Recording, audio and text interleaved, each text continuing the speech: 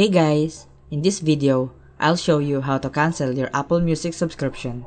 To begin, close Apple Music and open the App Store. Once you have opened the App Store, wait for it to load. From any page within the App Store, tap on your profile picture located in the top right corner. So go and tap on it like so, and this is going to go and open up your account.